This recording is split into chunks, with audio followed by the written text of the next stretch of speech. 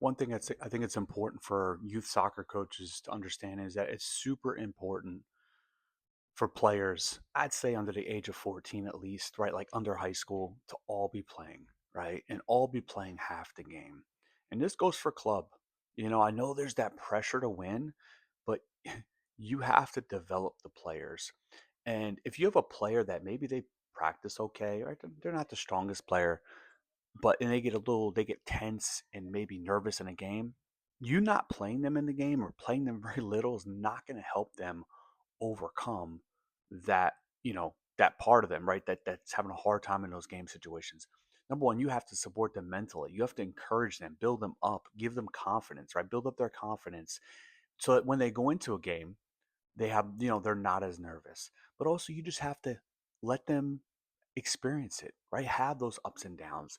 And as a coach, you have to support them and again be there for them. That's super important.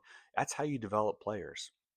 You develop them by letting them deal with reality, right? Like if you don't like the way if you don't trust a player in a game because of certain aspects of their game, you need to help them work on that. Maybe it's a player they have a hard time with one-on-ones. Well, then number one, you need to do more one-on-ones, maybe either in your practices or do them in general if you're not, right? Maybe it's a player that doesn't do a great job seeing the field, right? Vision wise.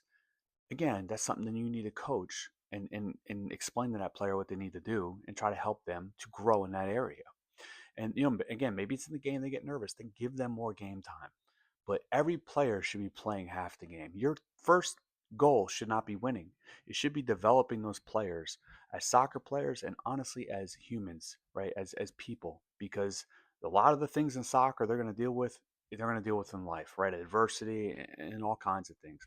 So it's super important that those kids are playing because if you can build up their confidence, no matter how good they are, they can help your team win games.